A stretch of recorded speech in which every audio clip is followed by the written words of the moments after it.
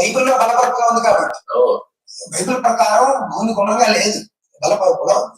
భూమి ఎలా ఉంటుంది? అరగంట ఫోన్ చేసిన అరగంట గోలికి భూమి ఎలా ఉంటుంది అని మీరు చెప్తారు, పురాణాలు చెప్పారు, భూగోళము అని చెప్పారు. కానీ గొర్రెలకి ఏం చెప్పారు? భూమి బలపరుపుగా ఉన్నాడు ఆయన పాప అలా చెప్పాడని చెప్పేసేస్తారు కాల్చి. మా జేపీ గారు కూడా చెప్పారు, జయపాకృష్ణ గారు. ఉంది భూమి బలపరుపుగా ఉంది అనే విషయం ఉంది, కానీ ఎక్కడుంది? ఓల్డ్ టెస్టమెంట్ లో ఉంది. మన గ్రంథాలు భూమి బలపరుపుగా ఉంది అనే విషయం ఉంది, కానీ ఎక్కడుంది? ఓల్డ్ టెస్టమెంట్ లో ఉంది. మన గ్రంథాలు ఎక్కడా లేదు. మన గ్రంథాలు ఎక్కడ చూసినా గోళము, భూగోళము, చంద్రగోళము, సూర్యగోళము, గ్రహాలు, వాటి గతులు, అండాలు, ఇవన్నీ అండములు. ఇవన్నీ కూడా అండములాగా ఉంటాయి, బ్రహ్మాండములు. ఇవన్నీ కూడా అండపిండ బ్రహ్మాండాలు అంటూ వీటిని గురించినటువంటి వర్ణన చేసిన వాళ్ళు మన వాళ్లకు ఉండేటటువంటి భౌగోళిక విజ్ఞానం, ఖగోళ విజ్ఞానం సామాన్యమైనదైతే ఏం కాదు అది.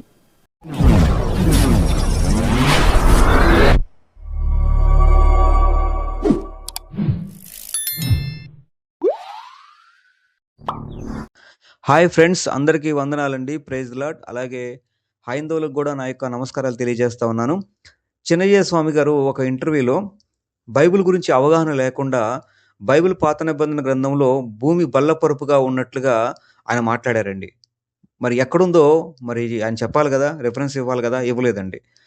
ఈ విధంగా వీళ్ళు బైబిల్ గురించి నోటుకొచ్చినట్లు రెఫరెన్స్ లేకుండా మాట్లాడేసి బురద చల్లుతూ ఉన్నారు. ఇది ఎంతవరకు సబబండి? అలాగే బైబిల్ని కించపరుస్తూ హిందూ గ్రంథాలను గొప్ప చేస్తూ హిందూ గ్రంథాలలో భూమి యొక్క ఆకారం అండం ఆకారంలో ఉన్నట్లుగా మాట్లాడారు. కనీసం అది రెఫరెన్స్ ఇచ్చారా? అది కూడా రెఫరెన్స్ ఎవరు? కాబట్టి ఒక క్రైస్తవుడిగా బైబిల్లో భూమి యొక్క ఆకారం ఎలా ఉంది అనేది వాక్యపూర్వకంగా వాక్యాలు ఎక్కడెక్కడ ఉన్నాయో నేను చూపిస్తూ జవాబు చెబుతాను ఒక క్రైస్తవుడిగా. అలాగే మరి హిందూ గ్రంథాలను గొప్ప చేశాడు కదా బైబిల్ కించపరుస్తూ, కాబట్టి హిందూ గ్రంథాల్లో భూమి యొక్క ఆకారం ఎలా ఉంది అనేది కూడా ఈరోజు వీడియోలో ఉంటుందండి. కాబట్టి తప్పనిసరిగా మొత్తం చూడండి. అలాగే నెక్స్ట్ వీడియోలో అసలు చిన్నజీవ స్వామి గారి యొక్క ఆశ్రమంలో ఈ దళితులకి శూద్రులకి వేదాలు నేర్పిస్తూ ఉన్నారు. మరి ఆ వేదాలు హిందూ గ్రంథాల ప్రకారంగా నేర్పించవచ్చా అనేది వీడియో నెక్స్ట్ వీడియోలో ఉంటుంది. అలాగే నన్ను నమ్మకపోతే నరకమని బైబిల్లో ఉంది అని కూడా ఆయన ఇష్టం వచ్చిన మాట్లాడారు. నన్ను నమ్మకపోతే నరకమని హిందూ గ్రంథాలు ఎక్కడ ఉందని కూడా నెక్స్ట్ వీడియోలో మనం తప్పనిసరిగా చూద్దాం. నెక్స్ట్ వీడియో కూడా ఫాలో అవ్వండి ఈ వీడియోతో పాటు. సరే అయితే ఇక ఆలస్యం చేయకుండా ఈరోజు సబ్జెక్ట్కి వెళ్తే కనుక గమనించండి. గతంలో ఈ యొక్క ఎవరు సంతోష్ ఘనాపాటి అనే ఒక అజ్ఞాని పంతులు ఎవరైతే ఉన్నాడో ఈయన కూడా ఇలాగే మాట్లాడాడండి.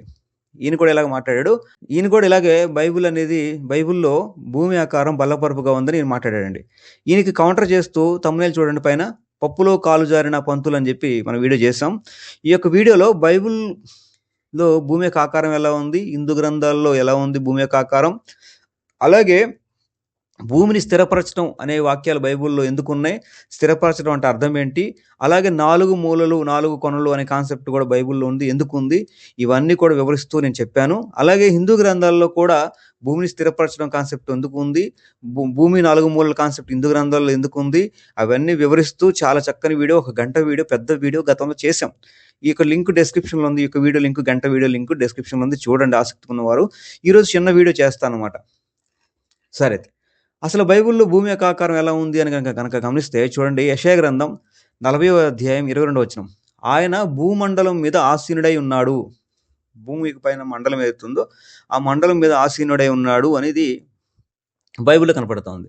సరే, భూమండలం అనే కాన్సెప్ట్లో మనకి మూలంలో కనుక చూస్తే చూడండి, సర్కిల్ ఆఫ్ ది ఎర్త్, యెషయా గ్రంథం 40వ అధ్యాయం 22వ వచనం కనుక గమనిస్తే మనకి హెబ్రూ మూలంలో కనుక వెళ్తే circle of the earth, circle అంటే గుండ్రని ఆకారము, భూమి యొక్క మండలం ఎలా ఉందంట గుండ్రని ఆకారంలో ఉంది అనేది బైబిల్లో చెప్తున్న విషయం. తర్వాత వచనం చూద్దాం. ఇంకోటి యోబు గ్రంథం 37వ అధ్యాయం 12వ వచనం కనుక గమనిస్తే, ఆయన వలన నడిపింపబడినవై నరులకు నివాస యోగ్యమైన భూగోళం మీద మెరుపును మేఘములను సంచారము చేయును. గమనించండి, భూగోళము పైన ఈ మెరుపు మేఘములు ఉన్నట్టుగా మాట్లాడుతున్నారు. భూగోళం అంటే గోళం అంటే రౌండ్ షేప్. కాబట్టి ఇది బైబిల్ చెప్తున్న విషయం. మనకి ఇంగ్లీష్లో కనుక గమనిస్తే జోబ్ 37:12 కూడా కనుక గమనిస్తే చూడండి, and it is turned round about by his councils అని కూడా క్లియర్గా ఉందండి. కాబట్టి నేను గమనించే విషయం ఏంటంటే చూడండి, బైబిల్లో భూమి యొక్క ఆకారం ఎలా ఉందంటే సర్కిల్ అని, అలాగే భూగోళం అని కూడా మనం చూసాం. సర్కిల్ అని ఎక్కడ చూసాం? యెషయా గ్రంథం 40:22లో చూసాం.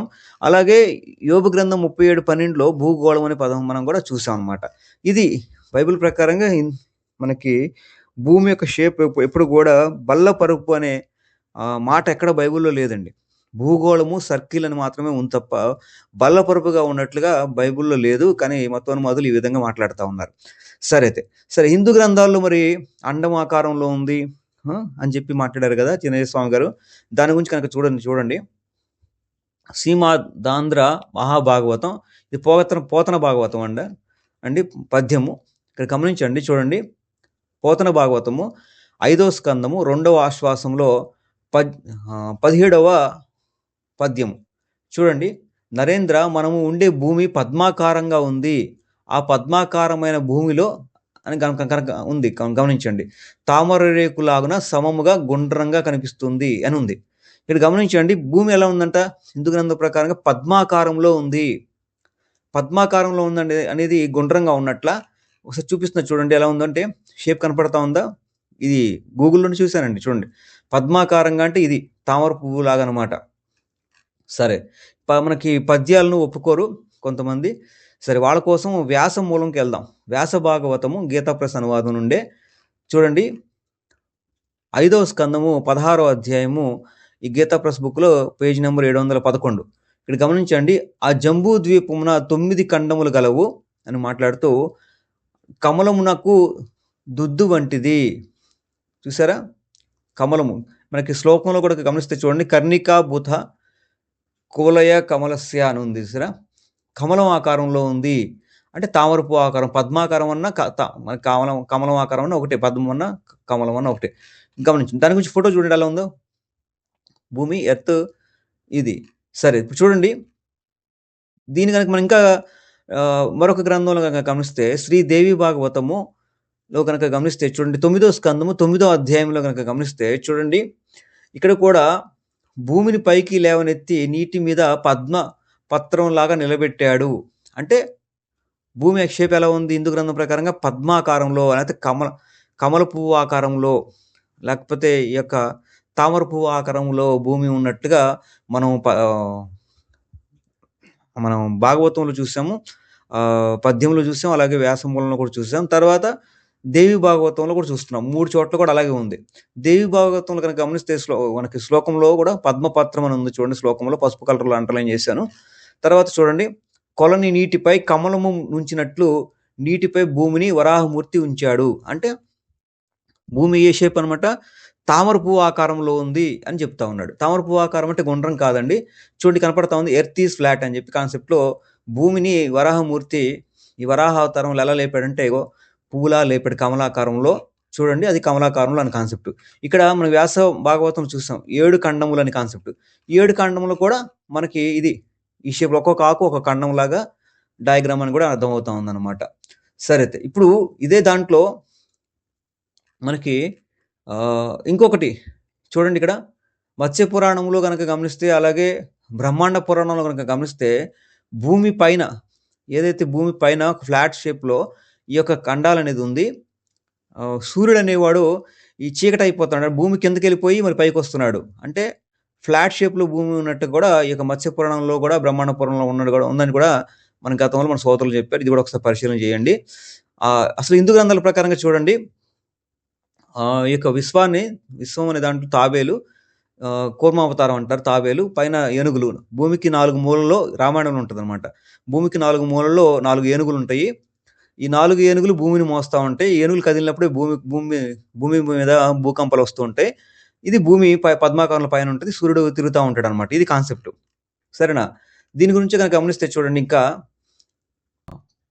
పోతన భాగవతం 4వ స్కందంలో మనకి 476వ పద్యంలో కనుక గమనిస్తే చూడండి, ఇక్కడ కూడా ఏముందంటే చూడండి, ఓ పుణ్య చరిత్ర, అఖిల ప్రజలకు ఆధారమైన నన్ను దయమాలి ఖండఖండాలుగా చేసి చంపుతానంటున్నావు. నా మీద ఉన్న ప్రజలు నీటిలో మునిగిపోకుండా వారిని ఎలా కాపాడుతావు అని భూదేవి పలకగా రాజు ఇలా అన్నాడు. ఇక్కడ గమనించండి, అంటే భూమి పైన మనుషులు ఉన్నారు, భూమి కింద నీళ్లు ఉన్నాయి. ఈ భూమి అనేది సముద్రాన్ని చుట్టూ ఉంది, ఇలాగ భూమి సముద్రం కింద ఉంది, పైన భూమి ఉంది. ఈ ఫ్లాట్ గా ఉన్న ఎర్త్ కింద కూడా ఈ యొక్క విషయం కూడా మనకు అర్థమవుతాం అనమాట. ఇది చూడండి, దాని గురించి డయాగ్రామ్. తాబేలు ఉంది, తాబేలు కింద అంత నీళ్లు ఉన్నాయి, పైన ఏనుగులు ఉన్నాయి, ఏనుగుల పైన భూమి ఉంది. కాబట్టి ఈ యొక్క ఏదైతే పోతన భాగవతంలో పద్యం ఏదైతే ఉందో, నీళ్ళలో ప్రజలు పడిపోతారు కదా అనేది ఇది ఫోటో అనమాట. కాబట్టి ఇక్కడ గమనించండి, ఎక్కడ కూడా భూమి అండం ఆకారంలో ఉంది అనేది చిన్నజయ స్వామి గారు చెప్పినట్టు కనపడతా ఉందా? లేదండి.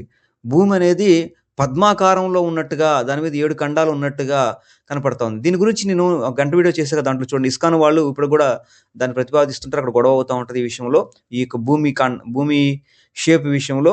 కాబట్టి ఇది హిందూ గ్రంథాల ప్రకారంగా భూమి పద్మాకారంలో ఉంది అనేది కనపడతా ఉంది. పైన భూమి పైన ఉంది, దాని కింద ఏనుగులు ఉన్నాయి, దాని కింద తాబేలు ఉంది. ఈ ఏనుగులు కదిలినప్పుడు భూకంపం వస్తుంటది. ఈ భూమి పైన ఉన్న ప్రజలు పడిపోతారు, నీళ్ళలో పడిపోతారు అనే కాన్సెప్ట్ కనపడుతుంది. ఫ్లాట్ ఎర్త్ తీర బల్లపరుపు కాన్సెప్ట్ కనపడతా ఉంది పద్మాకారంలో.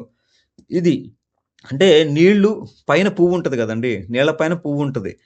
ఆ పువ్వు అంటే భూమి కింద నీళ్లు, భూమి చుట్టూ నీళ్లు అనే కాన్సెప్ట్ హిందూ గ్రంథాలు చెప్తున్నాయి. అంటే ఫ్లాట్ ఎర్త్ థియరీ హిందూ గ్రంథాలు చెప్తున్నట్టుగా నాకైతే అర్థమైంది. కాబట్టి మరి ఇది కానీ బైబిల్లోకి వచ్చేసరికి భూగోళము అలాగే సర్కిల్ ఆఫ్ ది ఎర్త్ అని మనం కూడా చూసాం. రౌండ్, సర్కిల్, భూగోళం అనే పదాలు మన బైబిల్లో చూపించాం. మరి ఇక్కడ పద్మాకారము అనే కాన్సెప్ట్ హిందూ గ్రంథాలు కనపడుతుంది, అండం ఎక్కడ కనపడదండి. కాబట్టి ఇది విషయం. కాబట్టి ఇంత వివరంగా బైబిల్లో భూగోళం అని, భూమండలం అని ఇలా చాలా విషయాలు ఇంకా ఉన్నాయండి. కాబట్టి ఇలా ఉంటే మళ్ళీ అనవసరంగా భూమి బల్లపరుపుగా ఉన్నట్లుగా ఎలా మాట్లాడతారు వీళ్ళు? రిఫరెన్స్ చూపించకుండా ఎలా మాట్లాడేస్తారు? కాబట్టి ఎవరెవరో ఏదో చెప్పింది కాకుండా బైబిల్ చదవండి, మేము చెప్పిన విషయాలు పరిశీలన చేయండి, హిందూ గ్రంథాలు కూడా పరిశీలన చేయండి భూమి యొక్క ఆకారం విషయంలో. అంతే తప్ప ఇష్టం వచ్చిన నోటికొచ్చిన మాట్లాడొద్దని మనవండి. ఇది విషయము. అందరికీ వందనాలు. వీడియో నచ్చిన వారు లైక్ చేయండి, కామెంట్ చేసి మీకు అభిప్రాయం పంచుకోండి. మరొక వీడియోతో మళ్ళీ కలుస్తాను. అంతవరకు సెలవు. అందరికీ వందనాలు. Praise the lord.